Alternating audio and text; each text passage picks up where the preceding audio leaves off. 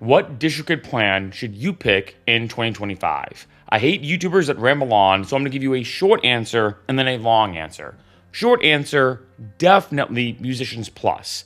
Now let's get into the long answer and look at the fine print. Now there are three different plans when it comes to DistroKid. First is Musician. This is $23 a year for unlimited uploads. Super inexpensive, it's $1.92 a month. This is the most basic plan. Next, the middle tier is Musician Plus. This is one that I personally have. This is one that I like the best because it has more features, which I'll talk about in a second. It is $40 a year, so $17 more a year for this plan compared to the basic one, or $3.33 a month. And lastly, Ultimate. This is if you have a label. So if you have multiple artists that you're releasing under and you have a whole label and an entire roster, this is your way to go. You can see right here down in the fine print, it's 5 to 100 artists. You could have even more, I believe, and it costs a little extra money, but you can see it's $90 a year or $7.50 a month. Now, if let's say you're unbelievably tight, of course, Musician is the way to go. $23 a year for unlimited uploads is insane, especially when you compare that to CD Baby, TuneCore, like all these other platforms. I think DistroKid is just the way to go. This is why I've used them for literally the past decade, the past 10 years. I also might as well stress, I have no affiliation with DistroKid. Might as well say that on this video right away, just in case, right? Here's the main reason why, though, I choose Musicians Plus. This is why I suggest this in so many other videos. Every single time I review DistroKid, every single time I do tutorials, to choose this one. And that is mainly just this, the customizable label name. What this means is you can have a custom label name. When you release music on DistroKid, normally the label, put that in quotation marks, is DistroKid. No offense to DistroKid, but that's, just in my opinion, a bit tacky. Hate to say it. And this is the way it works too, which is so easy. If I go to upload music, right, I'm gonna go here, and I go down here, record label, all I literally do is just type in a name. That's it. I don't have to have a website or an LLC. I don't have to do all this crazy stuff.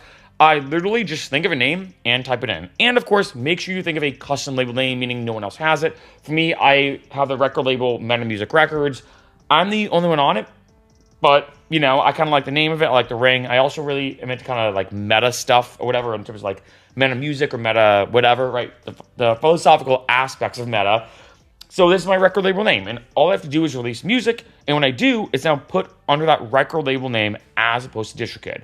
One issue, though, I do want to show you, by the way, is on Beatport. I'm going to go to Ficero, go to my name. This is the only annoying thing for all my EDM artists, if you have the Beatport add-on, is if I go to Ficero, it's taking a second to load, I'm going to go here, you can see that the label is DistroKid. That's the only annoying thing. I don't know why. I'm hoping they do change that at some point the label that you're on when it comes to Beatport is your actual custom label name. This is the only platform that, for whatever reason, it doesn't really work well under. I don't know why. Kind of annoying, kind of frustrating. Maybe in 2025, this will get fixed and addressed.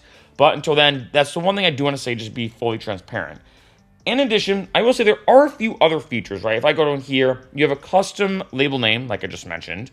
But in addition, I have daily streaming stats. I'm not going to lie, the streaming stats on DistroKid are kind of limited. I do suggest having like Spotify for artists, Amazon Unlimited, I think is what it's called for artists, Apple Music for artists. Basically, these different platforms that show you the back end of your data, demographics, streams, all that kind of stuff.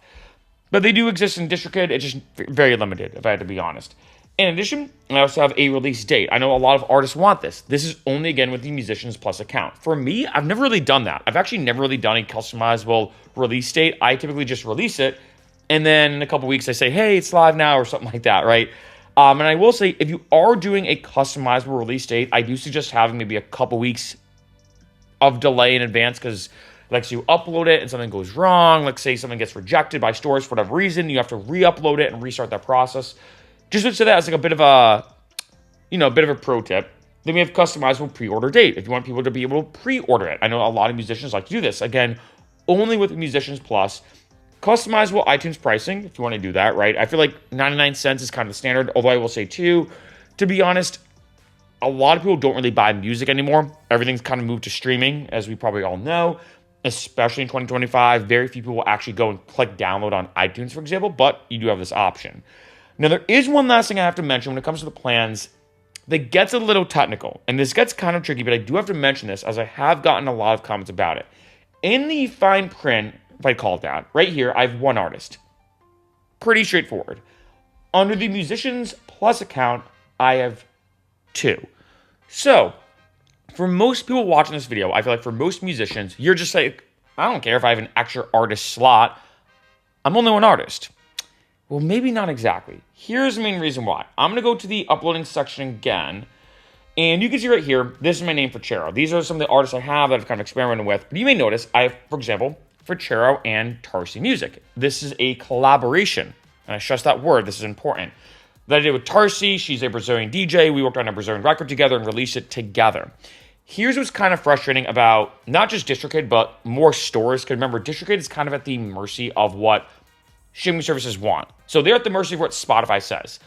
Under a lot of these platforms' eyes, a collab is kind of a new artist. It's not for Chero. It's not Tarsi Music. It's for Chero and Tarsi Music. And this counts as one artist slot. So if you're doing a lot of collaborations or collabs, that could be a bit of an issue. So keep that in mind. If you're like, hey, I don't care. I release under one artist. For me, I release all my music under for Chero. But as you can see, when it comes to the artist or band name, when I released with Tarsi, it had to be a new artist slot. That is something just to keep in mind. It's a bit frustrating. Now, one thing I do want to say is if I go down here, and let's say me and Tarsi worked on a song together, and I'll just call it maybe, I don't know, Brazilian capoeira, I don't know, some weird. And then I did right, like that. If I have a feature, I actually go down to here, and I feature the artist this way, and then I do some tagging as well in terms of artist mapping right here. And I map the artist as a featured artist, not as a collab. This is a big thing just to mention, just because if you do a featured artist, I know this might seem a bit confusing, it does not count as a new artist slot.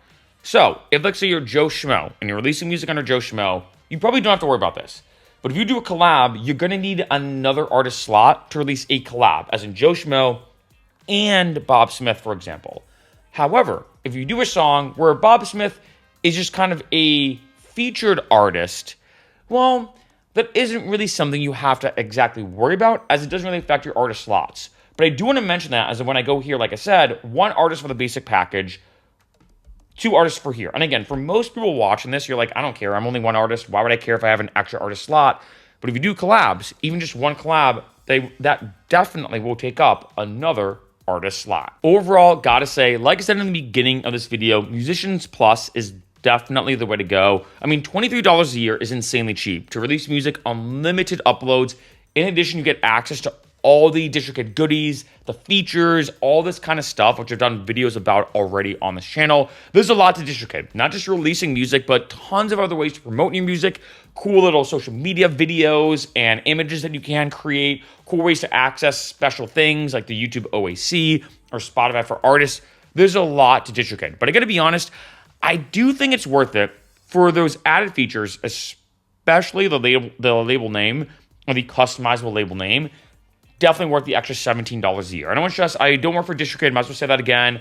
I'm not trying to get an extra $17 out of people, but for me, I'm like, okay, for an extra almost $1 a month, a little more than $1 a month, I can have my own customizable label name. If I want to do a pre-order, if I want to do a special release date, if I want to do that kind of stuff, I also have access to those features. And so I feel like that extra money is definitely worth it for you as an artist, just to have a little more features. So when you're releasing music, you have more stuff to promote your music and get it out there.